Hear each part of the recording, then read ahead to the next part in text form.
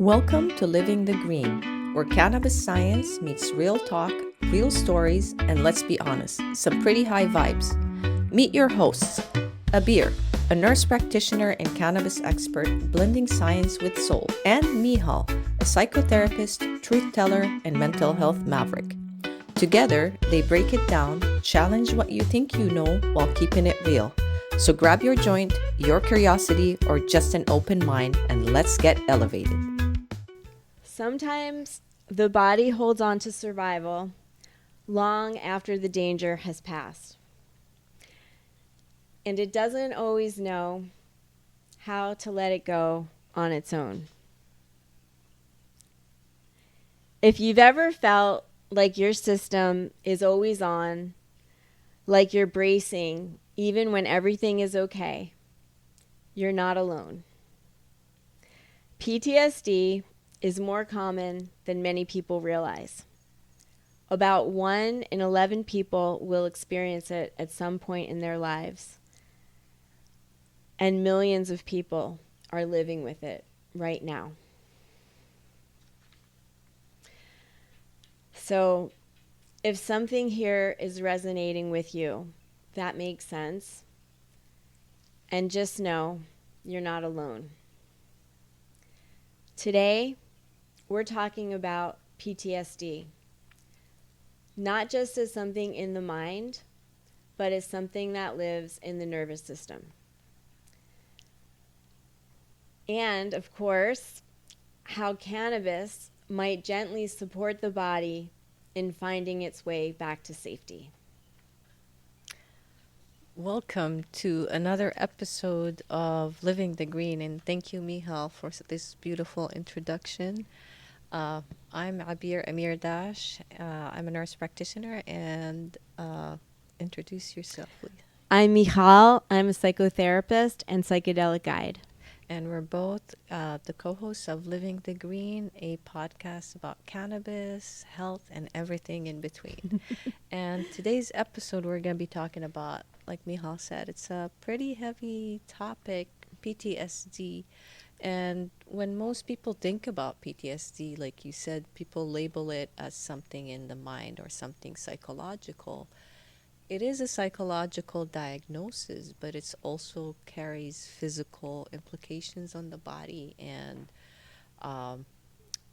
PTSD can come in different forms. We'll just talk a little bit about, we're not here to define what PTSD and there are different forms, but we'll just define certain terms for you what PTSD is, and we're going to talk about how cannabis can help.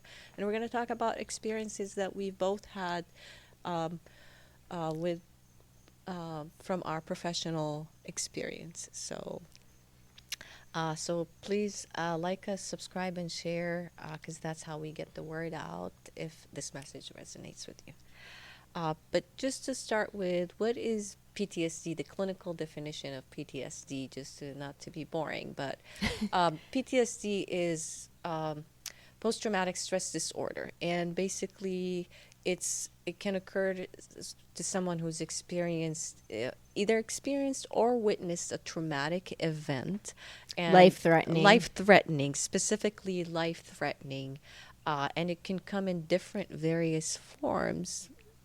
Most people associated with veterans, but that's what PTSD is. But Michal has a wealth of, Michal has more, knowledge about, when it comes to dealing with PTSD. I encounter it through patients who come to me through cannabis with the diagnosis of PTSD, and they want to use cannabis to help manage them. But yeah, and I just think that's such an important thing to share, that here in Hawaii, we have medical cannabis program, and PTSD is a qualifying condition. Mm-hmm. And that says a lot just about the evidence that exists for how cannabis can really support anybody who's struggling with PTSD. I believe it's also is a qualifying diagnosis for a lot of majority of states. It was one of the first diagnoses to help, promote the legalization of cannabis in different states. I believe it was PTSD. I didn't know that, but that would be I another think so. interesting topic to really Yeah. explore. Yeah.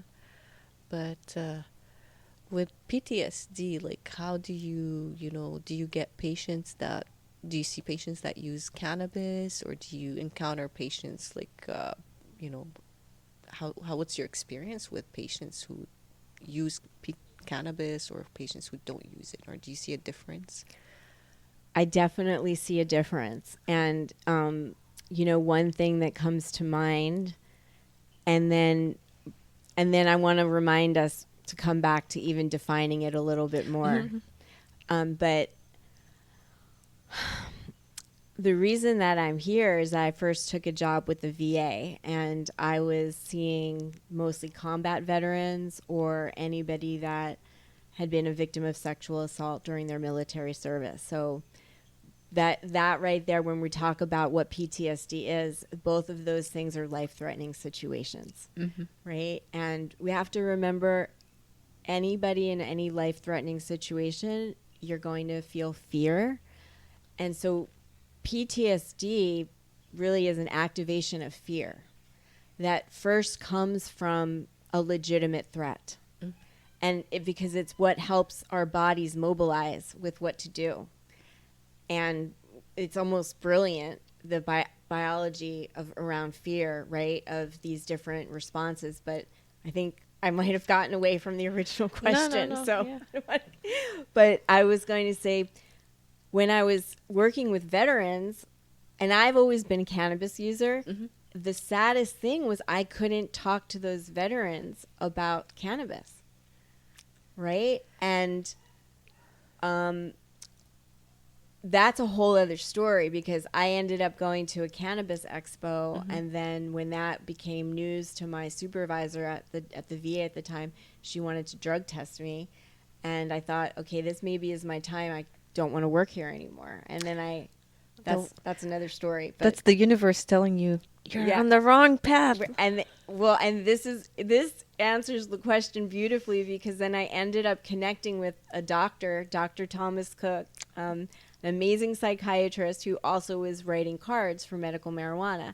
And I joined his practice, and a lot of the veterans that I had worked with came and found me. So I wasn't really and so we were able to continue working together. And I was able to introduce them to cannabis, because now I wasn't in the VA setting, because in a federal setting, your hands are tied. It's still, right? And so then I saw a lot of these guys really help them sleep better, have less nightmares. And that goes back to, again, we're going to be talking about, well, what does cannabis do for PTSD? But I think first we wanted to talk more about some of the symptoms of PTSD. Sorry if we zigzag a little bit, but No, but that's wonderful. That's like, I like that, that's integrative, like integrating therapy into with cannabis, because cannabis is a form of therapy for PTSD, and therapy, in different forms of therapy, whatever it is you're using is, also another form of therapy to help PTSD. So combining it, there's different ways of getting to know, Yes. But let's yourself. go back. Let's get back to the symptoms first before we jump to using the cannabis to treat it, just to make sure everyone is on the same page with what we're using it to help with. Correct. In this sense. Correct. So hypervigilance is a hallmark symptom of PTSD. And if you want to understand what hypervigilance is, you're constantly scanning the environment for anything that seems like a threat. And this could mean, for example, if you're in a restaurant and you need to sit somewhere where you can see the entrance, because you don't feel safe if you were to not be able, and the exit, right? Because if you couldn't see those, you wouldn't feel safe sitting there, and there would be a lot of sympathetic nervous system activation happening, which I wanted to talk to Abby about. When we want to understand the symptoms of PTSD, and hypervigilance, again, is getting into a very activated state because you're not feeling safe. Our normal state is to be alert and calm at the same time. That's our normal state. When someone has PTSD, they're just up here feeling like everything around could be a threat. So you're not really able to relax at all. But I wanted Abby to explain a little bit about the nervous system so that when we say sympathetic activation, you guys can understand what we're talking about. Got it. So most people, when they hear about sympathetic and parasympathetic, they hear it in very simple terms, or like fight or flight, or, rest and digest. But they're a little bit more than that. They're actually constantly working, but sometimes one takes over. Like, for instance, when you're not necessarily when you're running, or you're activating your sympathetic nervous system, but your sympathetic nervous system is the one that just gives you the drive. That's just, let's get things shit done or whatever. So when you need it, when you're activated, when you're anxious and all that, your stress hormones are always constantly, like, your body's always, you're telling your body, I'm always in danger, I'm always in danger. So your body, like, you're kind of like controlling your mind over your body. So your body understands, okay, I need to secrete all those stress hormones. I need to, always kind of like be on edge. That's why, like, people are reactive faster. People have high blood pressure because of it. Cardiac events. When I was studying, like, when back in the days, like, in nursing school and all that, they used to say, oh, stress doesn't cause, like, physical problems. No, stress, we're noticing that stress causes a lot of, physical problems, apparently. But it activates, imagine if your body is constantly, in overdrive mode. And that's when you try to go to sleep. Also, on top of that, your mind Right. is, I mean, most people, not people with PTSD, when you go to sleep, is most people think about their day. So imagine if you're someone who's hypervigilant, always anxious, always on edge, and your body's always, like, kind of like, an overdrive, and you try to sleep and to rest, and then you put your mind on overdrive. You're not going to be sleeping, or your mind's going to be hyperactivated, and you're going to go into night terrors and dreams, and kind of reliving. And it's PTSD, it's just also like another thing that people don't think about. It doesn't happen when the actual trauma, it's just like afterwards, and it's just the processing or the non-processing of it. That also, another thing, it just starts embedding. It can change your genetic coding, and that's why trauma sits in your body and can cause problems. And the other counterpart of it, your parasympathetic nervous system, is actually your being mindful, being present in the moment. That's how you activate it, is by, it's your rest and digest kind of thing, but it's also when you're feeling, when you're doing something you enjoy, when you're feeling in the flow, that's you're activating your parasympathetic nervous system. When you laugh, one great way to activate your parasympathetic system is taking deep breaths, but it's your, that's how you tell your body, I'm safe, and we see it in, like, when you're triggered with anxieties, the grounding exercises that just help bring you back to the current moment. That is the huge part of healing from PTSD, right? Is being able to let your body know we're safe in this moment. So it's not just your mind. It's really your mind takes over your body and tells it, you shut down your digestion. You can increase your heart rate, increase your blood pressure. It can cause hardening of the arteries. It can, increase, your stomach acids in someone who's already prone for, like ulcers, or people who you have IBS. It's a lot of it is just anxiety, and it's just that's trapped in the body that there's no way of it getting, or we're not, given the tools to use it. But also on the counterpart, when we'll talk about more about it, but when you use cannabis, and when a lot of those veterans or patients used to come to me, and they just want to use cannabis as their only way to, whenever those triggers are become overwhelming, they want to use cannabis as the only modality. at the moment when you're feeling 10 out of 10 overwhelmed, by all means use cannabis, but also go back to process these things. So a lot of people miss that step, and then cannabis becomes a numbing, agent. And I do my due diligence that any person that has the diagnosis of PTSD and coming to me as a patient, I always ask them, are they in therapy or do they know how to manage? And I have this talk with them that combining cannabis with therapy is actually more beneficial, because especially when cannabis can trigger anxiety in you. It's. Yeah. Yeah, like there's so much to what you're saying, Mhm. and it brings up another one of the symptoms of PTSD, which is what makes it so hard for a lot of people to start therapy.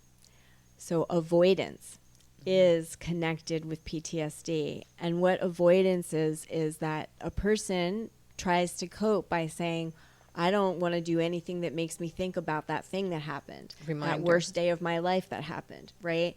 And so, and this is the sad part of PTSD is that a person's life then really shrinks. Like, so for what I would see oftentimes with veterans is, I don't want to go to Costco. I don't want to go to anywhere where there's a crowd, because in their mind, when there's a crowd, there's more chance of suicide bomber. Right? And so that's the how PTSD almost diminishes a person's participation in everything in life. And I just lost my train of thought for a moment. You were talking about how veterans, lose their, like they, if they go to crowded places, they get their hypervigilance and avoidance. We're talking about avoidance. Yeah, so avoidance. And so the avoidance part is what makes it very hard for people to want to be in treatment. And I'm going to be honest at some points too, so it's not always easy for someone to want to talk about one of the worst days of their life. So you have to also have a lot of compassion for a lot of people out there that might be experiencing PTSD and never even thought about talking to a therapist. Mm-hmm. True. It's difficult, because I feel like people are not ready to face their own emotions, or those triggers can trigger other overwhelming emotions that they don't know how to manage. And we see it all around us, or, you know, patients, like you said. It's funny because you refer to veterans. I see it not in veterans. Do you know who I see it in? Ex-prisoners. They Because being in prison is traumatic. Your constantly life is at risk. And it's something we don't think about, like when people, have been in, isolated or in a certain, place, and then you just send them out to society. It's, and then we traumatize these people more by making it hard for them to get their cards. That's another topic, but that is a good topic to come back to. But yeah, all of these factors, avoidance, but back to what you've been saying about avoiding the feelings, that a great benefit of cannabis is it helps people. It softens your ability to feel your own feelings. You can maybe get in touch with sadness in an easier way. I used to call it, with my therapist, actually, I used to call it healing with feeling. Because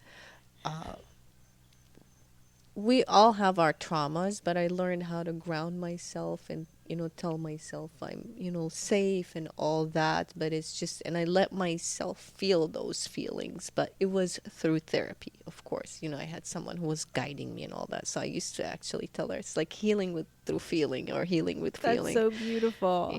That's so beautiful.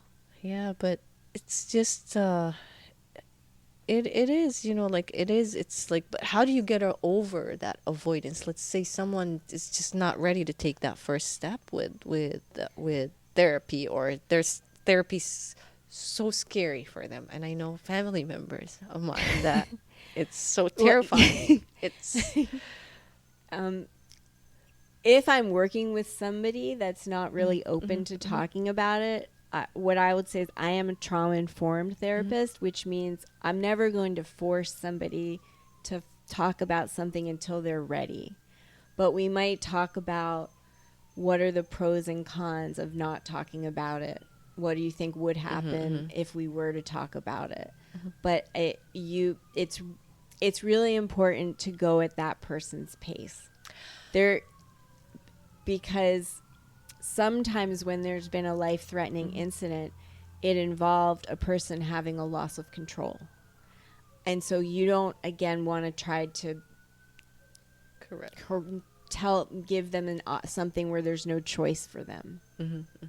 So you might, so sometimes you just might be in a space of talking about everything but you're still building a relationship with the person, and you're still maybe working on some different skills. So then when the person feels ready, and that, like, I might inside say to myself, I want this person to talk about it, right? But that's my own need, and the need of that person for their healing is for them to go at their own pace. I learned, like, everyone is on their journey of healing, but my spiel that I tell my patients is that I always tell them, if they have PTSD, I say, like, like, therapy sometimes can help us, and it's not to rehash the past, it's just to manage those emotions that come from that. Yes, that's such a beautiful So I tell them, description, Abby. I love that. Because as someone who went through trauma therapy, and it was just scary for me, and I recognized it wasn't about talking about my trauma. It was just about, okay, when I think about the trauma, or when I'm triggered, or it's just going back to, like, those feelings, and just thinking, how do you manage those feelings? How do you manage those triggers? How do like, and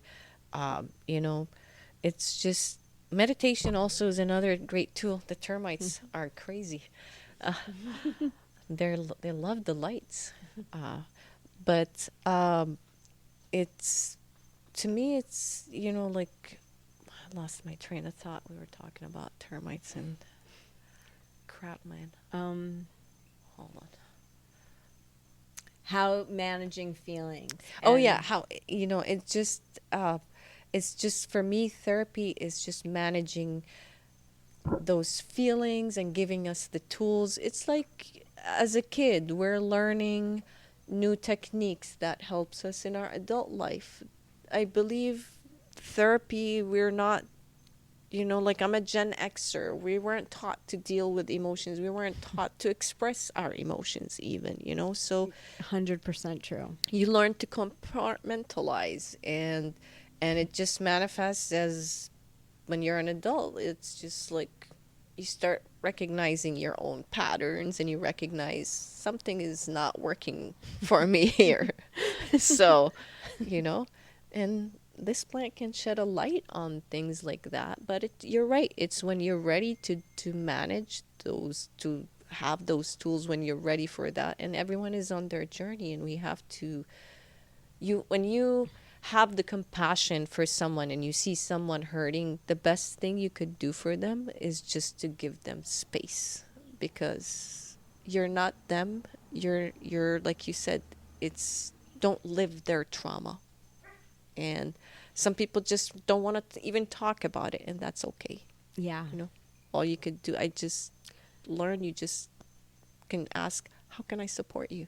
Yes, that's one of the most beautiful questions you can ask another human being. Yeah, how can I support you?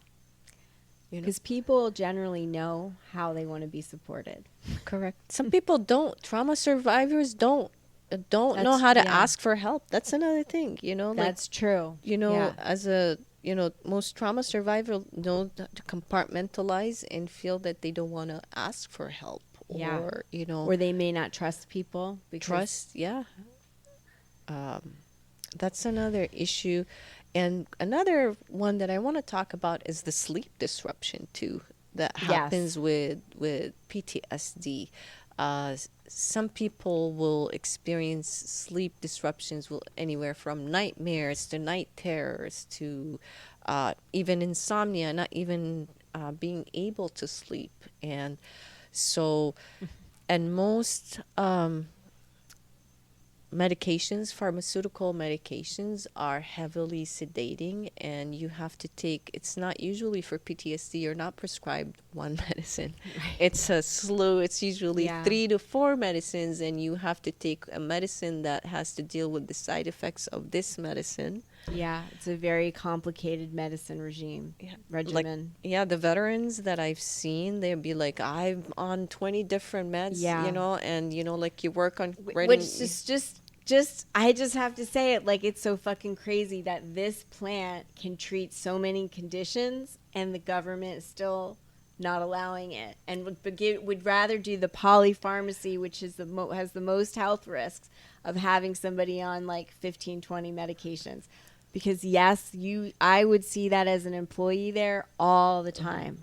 And the government has a patent on it, by the way. I used to, I used to get, now I would get referrals from patients because I asked patients, how did you hear about me? A lot of them would say, well, my VA doctor said they cannot certify me, but they said it might be something that could be helpful. And that I've seen in the last 3 years. That's amazing. Look at my little friend who comes and eats the little termites. The little mo'o. They'll start eating the termites. But I think the new wave of physicians and they understand that cannabis has a therapeutic benefit to it, but they're still That's just have amazing to right there. abide by federal regulations, and they cannot prescribe it, so they have to send it to a specialist that can certify. But with the dreams and the nightmares and the night terrors, most people are usually prescribed sedatives, and it's basically to suppress that REM sleep. And if you remember, guys, from my episode about sleep, we talked about how cannabis can affect that. So it is beneficial. Cannabis can be helpful in also suppressing all that and Ending the nightmares, like, which nightmare, to have a nightmare is not a fun experience. And another thing, it calms your nervous system too, so it just kind of puts you at rest. It puts you into parasympathetic mode. The right strain. The right strain. Exactly. Correct. There are certain strains, so you have to be mindful of certain strains, which we're going to be talking about. Tune into our next episode, which we'll be talking about methods of consumption, actually. But the right strains, and we'll talk about the sativa and the indica stuff, but the right strain can either trigger anxiety or can help you sleep or can. So you have to be mindful with your consumption of your medicine.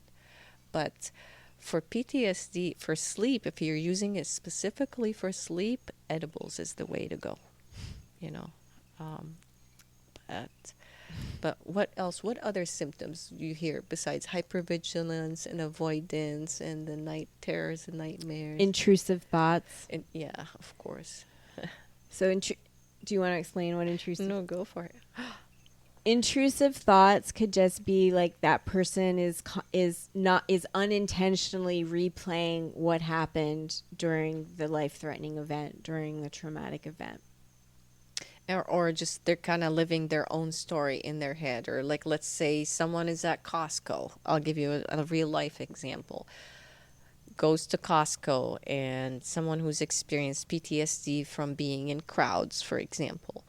And they're in crowds and someone is just looking their way, not, intentionally looking maliciously at them, but someone's just looking at them, but that could trigger them. And that's why you see now on social media, like, whoa, why is this person going to kick this person? Or they weren't Yeah. doing anything. It's Yeah. because you don't know what that person is going on in their head. So all you social Exactly. influencers, get out of people's way with your cameras.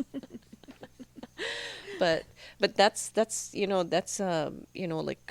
I think it's a example of what happens.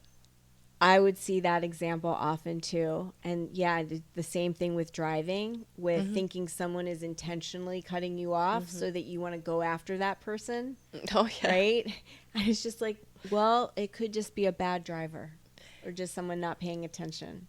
Or someone just like, in also they're rushing to go somewhere or whatever. Just, it's not worth it. You're raising your blood pressure, you're raising your heart rate, you're just constricting your vessels, you're just putting your body in like stress mode because over someone else. And I'm like, But but it's it's not, it's triggering. right. Yeah. Like if it's not always a conscious thing, it Thing, just, correct. that it gets activated so quickly because that's the imprint of trauma. The imprint of trauma is that you're not really in the present moment. You're acting as if you're in the moment of the life-threatening situation. So, because when you think about what is healing, it's to be in the present moment and not feel the threat, not feel a threat when there legitimately isn't a threat. Correct. I like to think of it as anxiety is like living in the future and depression is living in the past. Yeah. Like, I'll give you an example. In this current turmoil, political, geopolitical, the whole world seems to be on fire. And, as someone who's experienced war, it's just very triggering for me. And it's just, I don't want to look at social media. And it's not avoidance. It's because every time I look at it, it's just kind of, even though I can, I know I'm safe and all that, but it's just not, It's activating. it activates, like those feelings in me. And I know how I can manage them with therapy and all that, but I was like, being present in the moment is so much better, just because it's just like, I literally go outside and I would stare at my plants and I look at them every 5 minutes. Like yesterday, I went and I topped them and I cleaned them and everything. And every 5 minutes I come back and I'm like, you're so beautiful. You make me so happy. But I played for them. My niece sent me a playlist called Plantasia. I played it for them. It's like supposedly music specifically for your plants. But I think that's so beautiful. but it's just, That's healing. it's just, yeah, it's just like everyone has their own ways of healing, but just going back to the present moment and going back to using cannabis, I think is just grounds us back. It just slows things down and it makes you even, like when people think of those high thoughts, like, oh, why did the chicken cross? It also makes you think, why do I think like that? Or why did I get angry? Or maybe it just gives you that compassion Yeah. to think back and just Understand. reflect and process with that. So it's a beautiful plant. It helps, it helps to calm your nervous system. It helps, like helps you with sleep. It also, combined with therapy, it helps open you up. Speaking of that, Michal offers cannabis mediated therapy sessions. So if you're interested, reach out to her. Yeah. Thanks, Abby. And just because the beautiful thing about cannabis in therapy is just that it can soften the need to defend yourself, because that, again, it helps you feel safer in a when you're in an environment and there is no threat. It allows you to really experience that, right? And when we feel safety and mental health are intertwined, right? If we don't feel safe, we cannot have good mental, like, we're not going to have good mental health, because good mental health means I'm safe. I feel I'm in a safe environment, right? And sometimes, and Yeah, I mean, if you're constantly in survival mode, that's not sustainable for your body or your mind, people, it starts affecting, you lose appetite. It manifests as, I'll tell you how it's going to manifest physically for you.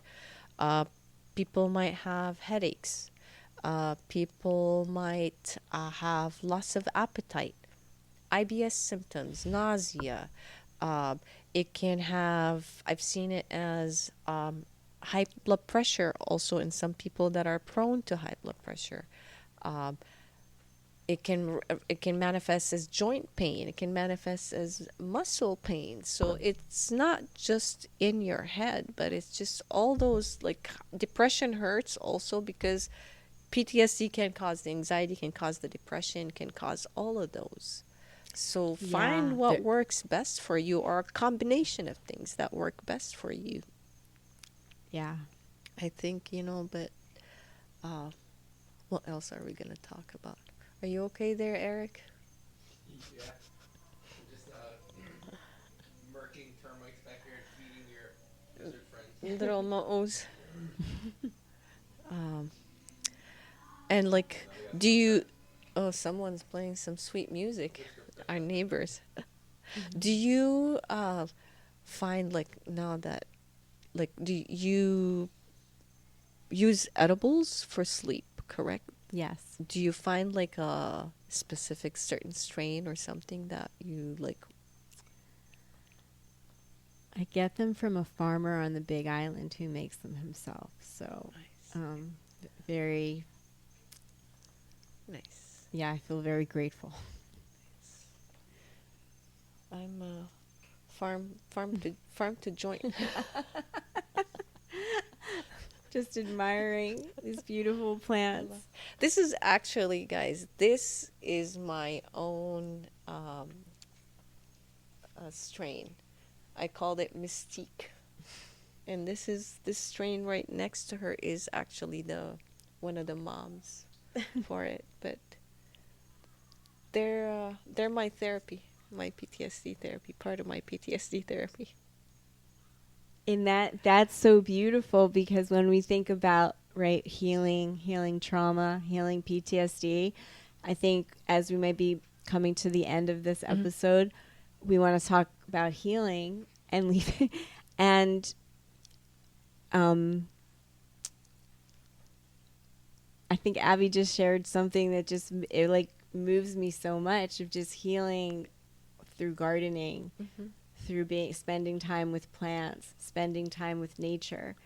And we have so much scientific literature about the therapeutic effects of nature, time outside, right? And which also supports mindfulness, learning how to be in the present moment. Because when we think of, again, the healing of PTSD, it's that ability to feel safe in a present moment, that is when there is not a threat and it's a safe place. And everybody deserves that. Everybody deserves that feeling. And there's so many ways you can heal PTSD. And so that, again, I want to give that message of, also Ganja yoga is a beautiful healing modality for PTSD. I think ganja anything is a beautiful modality for life, period.